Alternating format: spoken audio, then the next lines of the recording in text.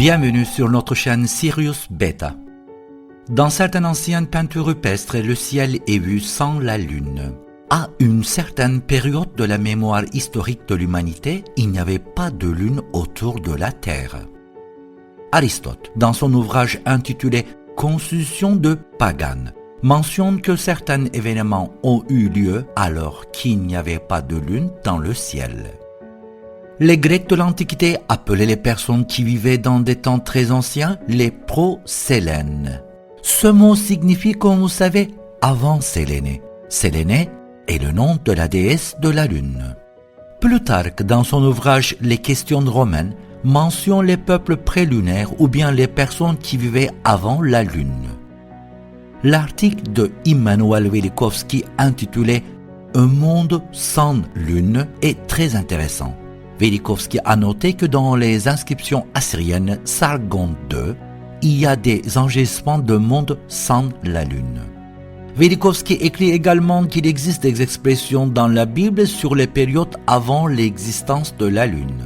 Emmanuel Velikovsky a résumé son point de vue sur ce sujet. Il était une fois, il n'y avait pas de lune autour de la Terre. Il y a des déclarations dans les traditions de différentes sociétés. La porte du soleil de la ville de Tiahuanaco en Amérique du Sud est constituée d'un seul bloc de pierre andésite pesant 10 tonnes. C'est un monument précieux pour l'histoire. Il est décoré de dieux et de personnages volants. Les scientifiques qui ont examiné les ruines de Tiahuanaco étaient arrivés à la conclusion que les calendriers de la porte du soleil avaient été créés il y a des milliers d'années, sur la base des observations des astronomes de l'époque. Ce calendrier fournit des informations compréhensibles sur les connaissances astronomiques de la Lune et des fabricants de la porte. Les figures gravées sur les pierres de la porte du Soleil montrent la position du ciel il y a 27 000 ans et la Lune n'est pas présente. Pour les gens de notre époque qui ont l'habitude de voir la Lune chaque nuit, il est assez difficile d'imaginer un monde sans Lune. Mais le docteur Hans-Schindler Bellamy, l'un des experts en la matière, a également déclaré qu'il en existe des traces dans les légendes de nombreuses sociétés. Selon le docteur Bellamy et son collègue le docteur P. Allen, il est clairement indiqué dans les symboles de la porte du Soleil que la Lune est entrée sur l'orbite terrestre il y a 11 500 et 13 000 ans. À cette époque, la Lune effectuait 425 orbites autour de la Terre. Ce qui est intéressant, c'est que les mêmes choses ont été écrites par l'ingénieur et cosmologue autrichien Hans Hörbiger dans son livre The Theory of Satellites, 5 ans avant que ces symboles ne soient déchiffrés en 1927. Selon Hörbiger, la Terre avait un autre satellite avant la Lune. La Lune actuelle est entrée en orbite terrestre il y a 13 500 ans. La meilleure explication de la Lune est qu'il s'agit d'une erreur d'observation. La Lune n'existe pas réellement, déclare Irvin Shapiro du Harvard-Smithsonian Center for Astrophysics. L'objectif de cette vidéo est d'examiner l'origine de notre satellite, la Lune, et de discuter des théories produites sur les anomalies liées à la position et au mouvement de la Lune. Je partagerai avec vous des informations précieuses, mais quand on parle de la Lune, on est immédiatement confronté à la même question. La Lune a-t-elle vraiment été visitée? Il n'est pas nécessaire de parler trop longtemps de ce sujet. Je ne trouve humblement pas approprié d'agir en tant qu'avocat de la NASA ici, car je ne crois pas aveuglement en cette institution. Cependant, cet avis ne m'empêche pas de voir certains faits. Je pense qu'il ne serait pas de mon ressort de répondre aux questions qui soutiennent la théorie selon laquelle la Lune n'a jamais été visitée et que beaucoup de gens connaissent par cœur. Cependant, je dois apporter quelques précisions. Parce que ces questions et doutes ont trouvé des réponses sur de nombreuses plateformes. Quels étaient-ils? Comment le drapeau se déplace-t-il dans un environnement sans atmosphère et sans vent? Pourquoi les étoiles n'apparaissent-elles pas sur les photographies? La technologie informatique de cette époque était très primitive. Comment ont-ils réussi à faire cela? Les scènes d'alunissage et les promenades des astronautes ont-elles été tournées en studio fermé ou non? Pourquoi y sont-ils allés une fois puis ont abandonné.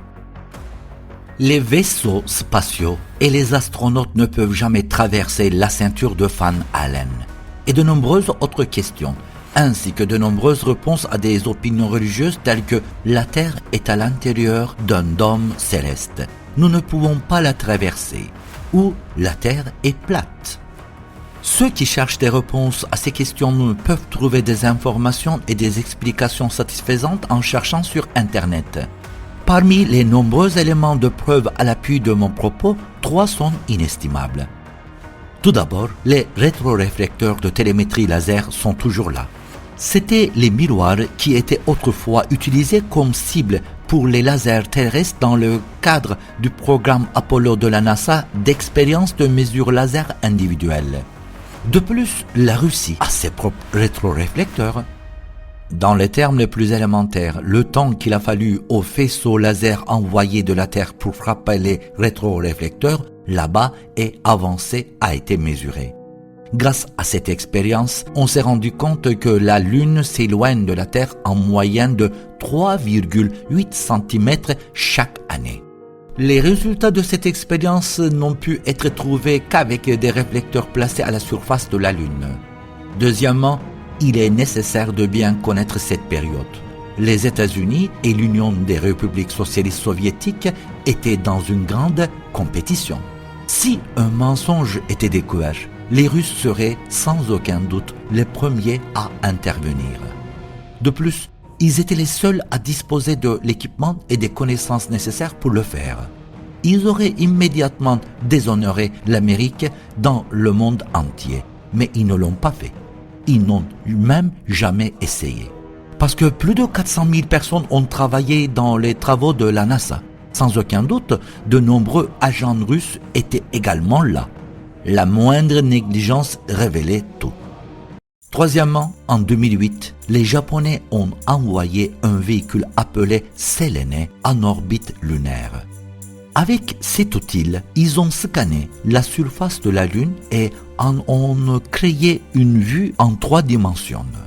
Le détail de ces images était le suivant. La trace du moteur d'Apollo 11 dans l'image de la NASA et l'image de 2008 se sont confirmées.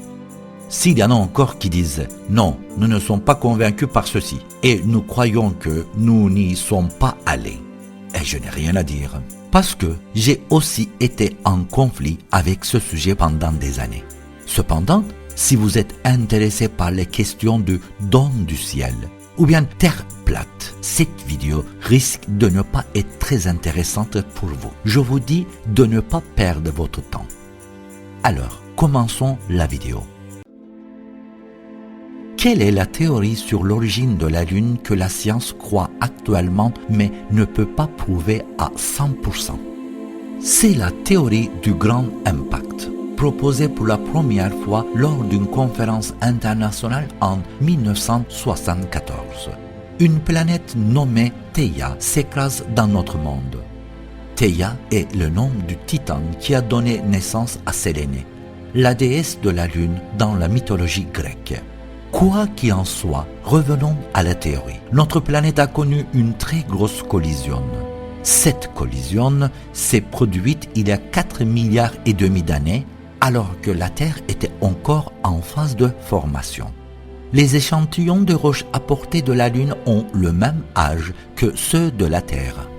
Selon les astronomes, il y a 4-5 milliards d'années, le système solaire en était à ses balbutiements et beaucoup de matière dérivait à des vitesses terrifiantes. C'était un système sauvage. D'énormes quantités de roches et de métal volaient et se heurtaient avant qu'ils ne se calment. L'un de ces objets qui, selon eux, était peut-être aussi grosse que la planète actuelle Mars, a peut-être heurté la Terre déjà en mouvement et les morceaux qui se sont détachés, les débris qui se sont envolés dans l'espace ont peut-être formé la Lune. Cette théorie semble tout à fait plausible à première vue. En regardant les ondes sombres sur la surface lunaire, nous pouvons dire que le satellite était autrefois dans un état de fusion. La Lune a un très petit noyau de fer. Il est beaucoup plus petit et beaucoup plus dense que la Terre. Cette découverte confirme également la théorie. Lors de l'impact, les objets les plus légers auraient dû être projetés le plus loin, tandis que les plus lourds seraient restés sur Terre. Cependant, l'analyse des roches lunaires apportées sur Terre lors des missions Apollo met en évidence un problème avec cette théorie. Les nombres d'isotopes des roches lunaires et des roches terrestres sont les mêmes, même dans des mesures précises. Cela indique qu'ils proviennent de la même origine. Si oui, où sont les isotopes des pierres de la planète Theia? Quiconque fait une petite recherche sur notre satellite, la Lune, est confronté à ces questions encore sans réponse. 1. Pourquoi la Lune est-elle trop grande et trop éloignée pour être un satellite naturel par rapport à une planète comme la Terre? 2. Pourquoi et comment la Lune avait-elle une orbite circulaire aussi parfaite? 3. Pourquoi les cratères de la Lune sont-ils si peu profonds? 4. Pourquoi et comment la Lune est-elle capable de supporter le renflement sur son dos? 5.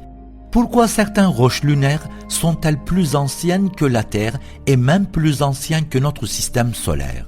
6. Comment expliquer les mascons et les plaines dites de la mer morte sur la Lune? 7. Comment se forment les nuages de vapeur d'eau qui sont détectés de temps à autre malgré l'aspect sec de la Lune, et la NASA annonce périodiquement que nous avons trouvé de l'eau sur la Lune. 8. La Lune émet un son de gong géant à chaque rotation complète et vibre en orbite. 9. Comment se produisent les lumières étranges détectées sur la surface lunaire?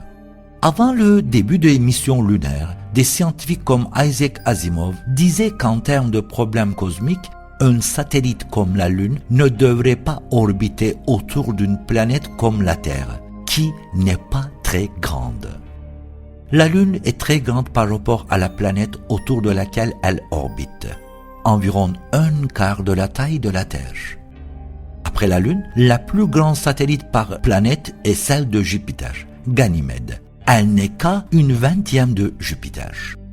Il serait plus naturel pour une planète avec un champ gravitationnel petit et faible comme la Terre de ne pas avoir de satellite.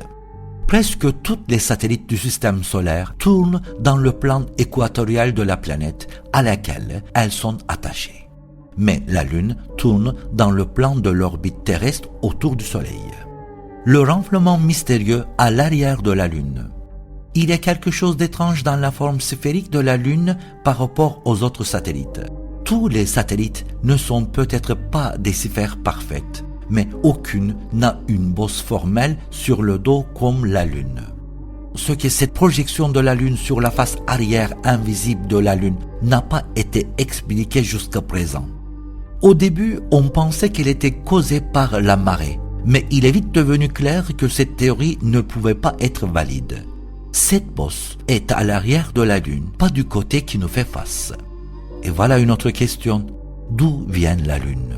Quelle est son origine? S'est-il formé en même temps que la Terre ou s'est-il formé séparément de la Terre? Peut-être ni l'un ni l'autre. Peut-être que la Lune est venue d'ailleurs, peut-être même de l'extérieur du système solaire. Pour qu'elle orbite très près du cercle actuel et soit en synchronisation avec la rotation de la Terre, la Lune doit avoir été calculée et mise sur cette orbite. Mais comment et par qui? La réponse à cette question extrêmement stimulante a été expliquée pour la première fois dans une théorie développée par l'Académie soviétique des sciences.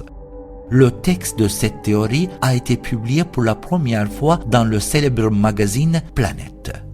Dans l'article, Mikhail Vassilievitch et Alexandre Sherbakov déclarent brièvement « La Lune est-elle un super satellite lancé il y a des milliards d'années ? Une arche de Noé spatiale appartenant à une civilisation extraterrestre. Une société qui mérite d'être enfermée dans une boîte de conserve géante. » Et ces deux scientifiques expliquent ainsi leur thèse. La Lune est un satellite artificiel lancé sur une orbite géocentrique par des êtres intelligents et inconnus. Nous rejetons généralement la spéculation selon laquelle seule une civilisation techniquement avancée aurait pu accomplir cette expérience unique.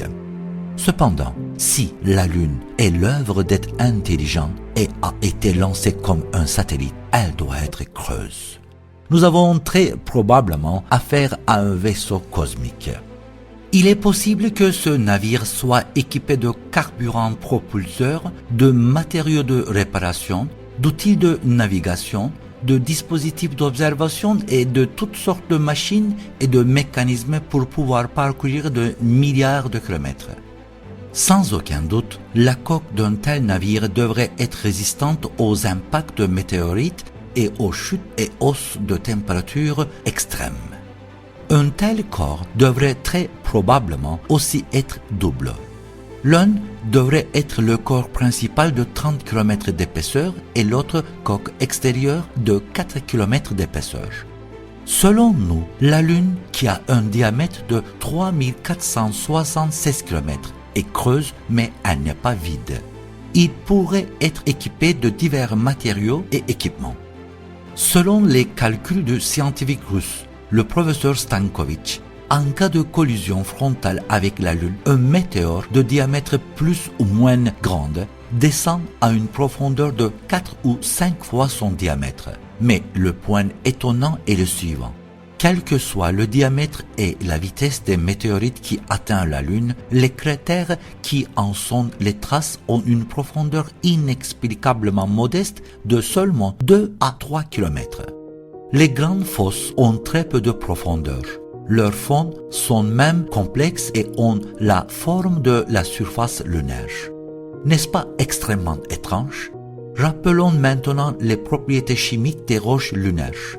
Lorsque ces pierres ont été analysées, des scientifiques américains ont trouvé du chrome, du titane et du zirconium. Tous ces matériaux sont résistants aux effets chimiques et sont utilisés pour le revêtement dans le four électrique sur Terre. Si les techniciens voulaient utiliser un métal contre d'énormes différences de température, le rayonnement cosmique et les météorites pour protéger un satellite géant, ils utiliseraient certainement ces éléments. Quelle est donc la Lune aujourd'hui? Un cimetière géant ou une cité des morts où la vie a cessé d'exister? Un vaisseau fantôme abandonné par ses pilotes et manœuvré par des automates? La première et la plus étrange chose à propos de la Lune est que, vue de la Terre, elle a la même taille que le Soleil. Il est 400 fois plus petit que le Soleil, mais 400 fois plus proche de la Terre. En supposant qu'il ne s'agisse pas d'une étrange coïncidence, mais du premier morceau d'une carte de visite d'une source inconnue, nous pouvons noter 3 facteurs importants. Premier, il a été conçu pour que seules les espèces intelligentes sur Terre comprennent cela. 2.